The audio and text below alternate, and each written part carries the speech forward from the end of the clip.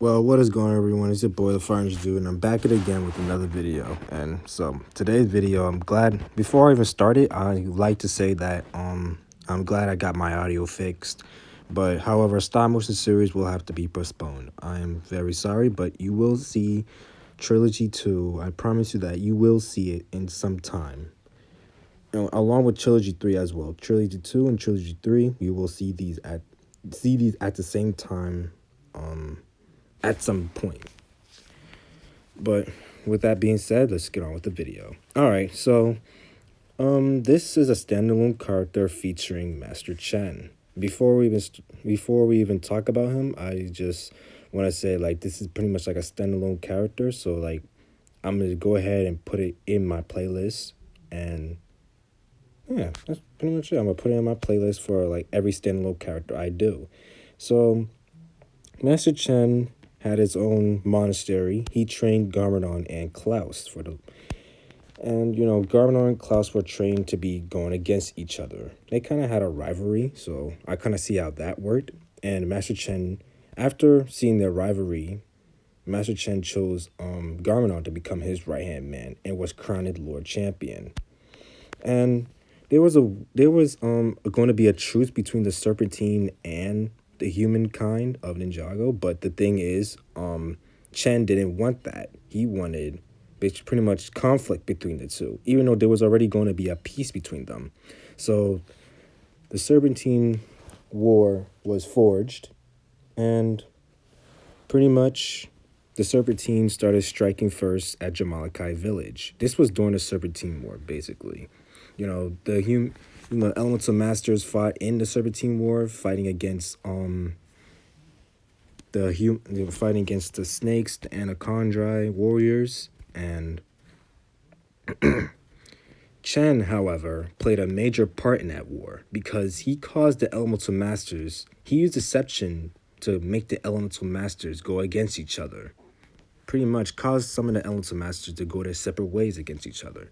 But they managed to hold off the war, and after the war, Chen and Klaus, which Klaus was working with Chen at the time, Chen and Klaus were both exiled to an island. And Chen, however, he surrendered, and after his surrenderance, he swore that he will never return to Ninjago. And he decided to create his little criminal empire where he'd do noodle factories and stuff like that.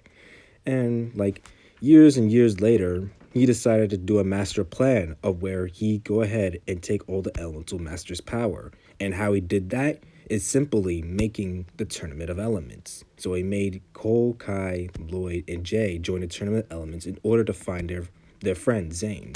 When Zane was captured, Chen kind of brought Zane there to lure them there to actually fight in the Tournament of Elements against their will.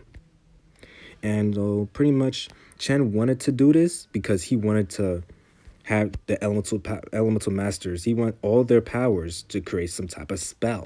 A spell for them turning into Anacondrae warriors and bringing it back up the war. Pretty much Chen's a crazy man. He's crazy. But with that being said, his weapons. The weapon that he pretty much chooses, well, I see him with mostly, is his chair. Even though it might not seem a weapon, but he kind of goes crazy for it because it has buttons all over it. And the staff, of course, the staff of elements, where he used to actually absorb people's elemental powers and put them inside the crystal where he can actually use it at any point of time. Well, after doing that little season 4 event, Chen ended up going to the Curse Realm and was trapped in the Curse Realm. Him, Klaus, and the rest of his warriors were in the Cursed Realm. And then after when he was trapped in the Cursed Realm in Season 5 got destroyed, leaving Chen dead. The only person who survived was Klaus. Garmadon was trapped in there as well, but he also died. Chen, however, was dead, but then later on, they departed. He eventually got resurrected, and then that's when, after that, he decided to go get his revenge on Kai and Nia. And after his revenge with Kai, he ended up losing, and he ended up dying once more. much more. And so with that being said, yeah, my thoughts about Chen. He is, well, to between you and me, he's not really my favorite. Like, he's not really like my favorite villain, to be exact. Although there are other villains who are pretty more formidable, he is a good formidable enemy. Although he may not have any powers, but with his mind of persuasion, he actually could actually turn tables. And with the staff of elements, he can actually be a larger threat because he has all the elemental master's powers trapped inside a crystal. I believe it was benchstone helped us absorb elemental powers or something. No, it was chronic steel. Yes, chronic steel. Chen also, his features, he wears some type of anachondrite crown or something. He has facial hair. He's pretty old, and he wears a cape. That's pretty much it. And after that, we never seen Chen again. Chen is also one of the main four villains who are actually, well, he's actually one of the villains who are actually human. Most of the ninja's villains are actually like, well, not really human. Or like pretty much like ghost or like I don't know. You guys tell me what you guys think about this villain in the comment section below.